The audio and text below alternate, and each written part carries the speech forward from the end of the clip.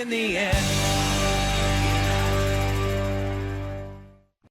I've always liked to root many of the games I review on my channel with some form of nostalgia, be it for the era, the game itself, or who knows what else.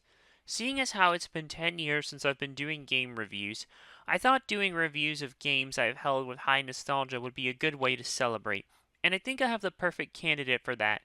So here we go. The genesis for today's game was actually rooted in another Midway arcade racing game, Hyperdrive. While Hyperdrive was more of a futuristic racing game in the vein of something like Wipeout, it still utilized Midway's basic arcade racing game cabinet, with the wheels similar to Cruisin' USA's cabinet as opposed to the more Vapor TRX-like wheel on Hyperdrive, on top of using hardware that took advantage of the 3DFX graphics cards, something that this game's hardware would use with pride. But as opposed to a more custom arcade board, Midway used PC-based hardware to create the system that would power this game, the Midway Quicksilver 2. This was a Windows 98 or 2000 PC. With a faster processor, more RAM, better graphics, a strong power supply, strong cooling system, and many other improvements, the stage was set for today's game we'll review. Hydro Thunder! Hydro Thunder was released in arcades on February 1st, 1999, and a Dreamcast port was released as a launch title on September 9th, 1999 for North America, and October 24th, 1999 for Europe. The Dreamcast version was later included in Midway Arcade Treasures 3. A PS1 and N64 version followed on March 6, 2000 for North America, and May 14, 2000 for Europe. A PC version was exclusively released in Europe on April 6, 2001, though the PC version found its way stateside on February 15, 2006 via the Midway Arcade Treasures Deluxe Edition. This was always one of those games I'd see in some form at an arcade, go-kart places, restaurants with arcades, movie theater arcades, the standard fare. It always brought me joy to play this game, and having home versions was nice, even if it took me forever to find them. Despite that, after all these years, Hydro Thunder still holds up as a well-made racing game, not just for boat/watercraft, but in general. It's just one of the best arcade racers ever made. Let's take a look and see why. Hydro Thunder's modes of gameplay aren't much to mention here. The PS1 version has the greatest number of modes, but the circuit mode is more like a glorified version of how things are unlocked in the other versions of the game. It's just that you need to keep placing well to earn money to enter the next race. There's also a time trial mode that is pretty much like every other time trial mode in a racing game. The N64 and Dreamcast versions have you placing third on the easy tracks or better to unlock the medium tracks, second on the medium tracks or better to unlock the hard tracks, and first on the hard tracks to unlock the bonus ones. Get first on all the medium tracks to get the rest of the bonus tracks. This also unlocks the boats in those corresponding difficulties, and some bonus boats for first place victory on the bonus tracks.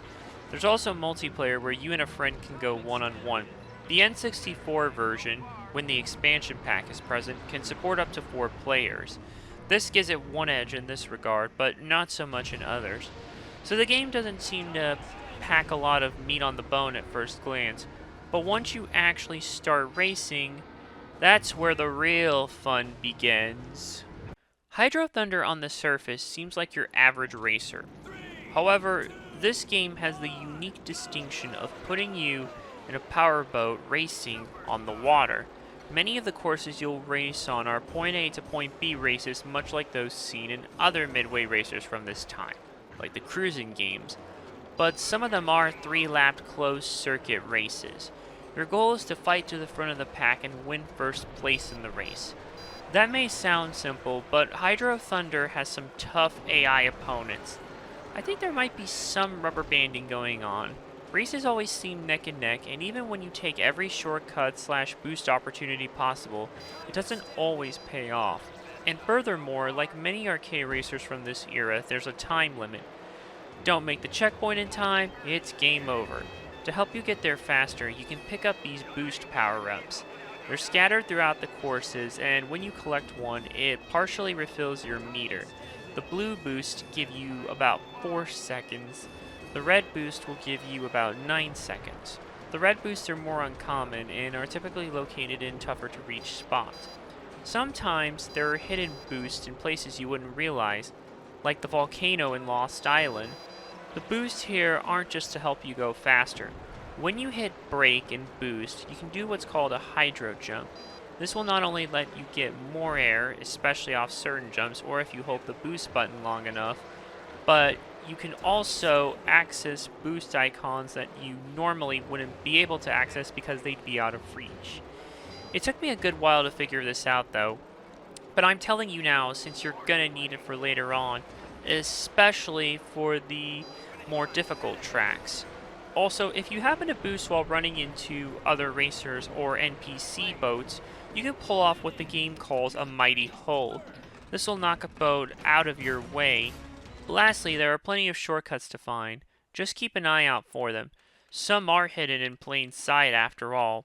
Also, some have red boost power-ups, but not all are the best, so be mindful and pick the best route you can. With such a tough racer, it's important for strong controls. Fortunately, Hydro Thunder succeeds well in this regard.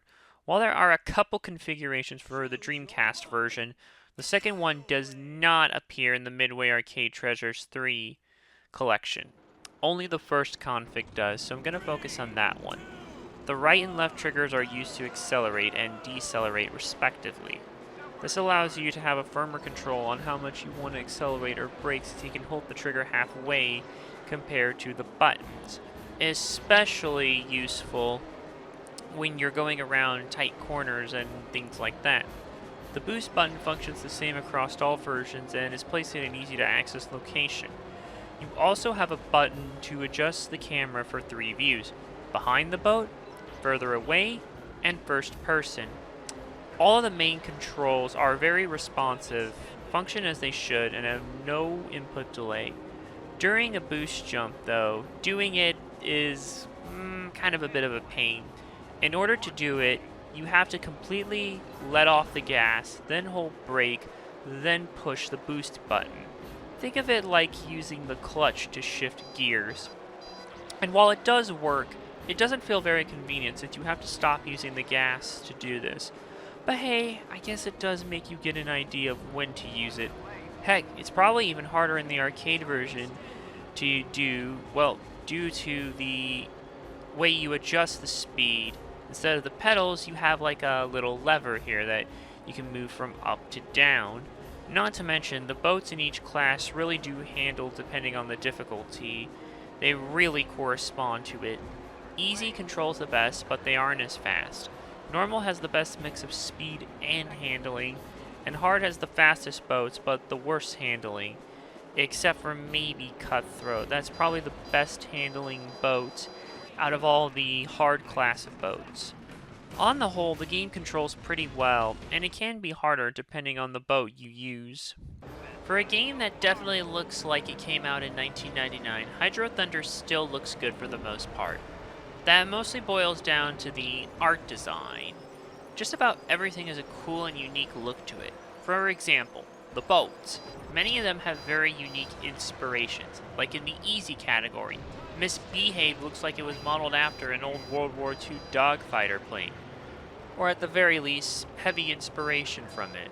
In the hard category, you have Rad Hazard, a boat that looks like a UFO, and any other boat not mentioned has a sleek design, unique color palette pattern, whatever, and they all manage to move very well against the water. The bonus boats especially are unique. Tiny Tanic is a toy like Titanic. Armed Response is a police boat with a machine gun on the back. Blowfish is a hoverboat, and Chumdinger is an old fishing boat with a guy and his dog actually in it. On the whole, while these boats aren't the most detailed by today's standards, they are still appealing to look at thanks to their designs. The designs part also applies to the many courses in the game. Take Thunder Park for starters. This course is set up to be like a basic circuit track seen in auto races, but with boats. There's a leaderboard for the top four, a Ferris wheel and carousel can be seen at one point, and you can even hear like sounds from them playing as well when you pass by them. And in the center, there is a tower where the commentators can call the action. It almost looks like one of those air control towers at an airport, on top of the stadium seating for damn near every part of the track and all the sponsorships, including referencing the Hydro Thunder Racing Association. Just look it up in the manual, there's a whole lore thing about it. I know, it's wild.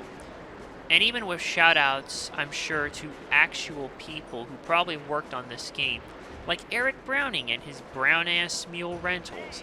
I never played this track that much when I was a kid in the arcades or in general with the game, or never noticed it until later, so what a surprise.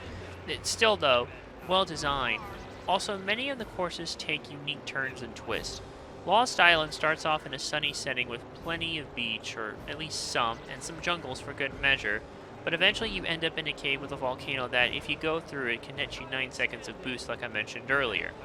Lake Powell also starts off at sunset through the canyon, but after one quick tunnel visit, it shifts to night and ends with you taking a big jump off a dam.